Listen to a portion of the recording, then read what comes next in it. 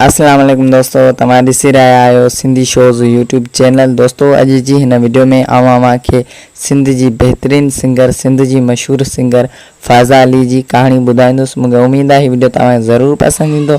अचो त हिन वीडियो खे शुरू कयूं। पर जेकॾहिं तव्हां मुंहिंजो चैनल सब्सक्राइब न कयो त चैनल खे सब्सक्राइब करियो ऐं घंटी जे निशान ते क्लिक करियो त जीअं मुंहिंजे चैनल जो हर ईंदड़ वीडियो तव्हां ताईं आसानी सां पहुची सघे। फ़ाज़ा अली सिंध जे शहर हैदराबाद में पैदा थी। संदसि ॾाॾी राज़दा परवीन ऐं उन जी माउ बाबरा परवीन ऐं उन जी बुआ शबाना परवीन बि सिंगर हुयूं।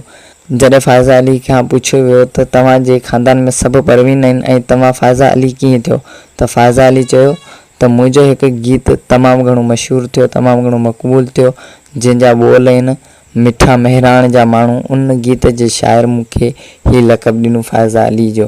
उन ॾींहं खां पोइ आउं फ़ाज़ा अली जे नाले सां मशहूरु आहियां।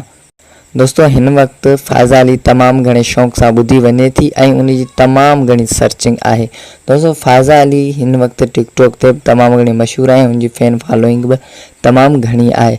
फ़ाज़ा अली खां पुछियो तव्हां अॼु ताईं घणा शो कया आहिनि, त हुन चयो त तक़रीबन मुंहिंजा शो 50 के लॻभॻि आहिनि हिन वक़्तु ताईं, ऐं थी सघे थो मथे बि हुजनि। दोस्तों हिन वक़्तु फ़ाज़ा अली सिंध जे मशहूरु सिंगर मुमताज़ मौलाई सां डुइट सॉन्ग करे रही आहे। तव्हां सम्झी था सघो मुमताज़ मौलाई सां जेका सिंगर डुइट सॉन्ग करे रही आहे त उन जी बि छा मक़बूल ऐं छा मशहूरियत हूंदी, तव्हां सम्झी था सघो। दोस्तों उमीद थो करियां हीअ वीडियो तव्हांखे ज़रूरु पसंदि आयो हूंदो। जेकॾहिं वीडियो पसंदि आयो आहे त मुंहिंजे चैनल खे सब्सक्राइब करियो ऐं घंटी जे निशान ते क्लिक करियो त जीअं मुंहिंजो हर ईंदड़ वीडियो तव्हां ताईं आसानी सां पहुची सघे। ठीकु आहे दोस्तों, असां मिलंदासीं अॻी वीडियो में। तेसीं ताईं ॾींदा इजाज़त। ख़ुदा हाफ़िज़।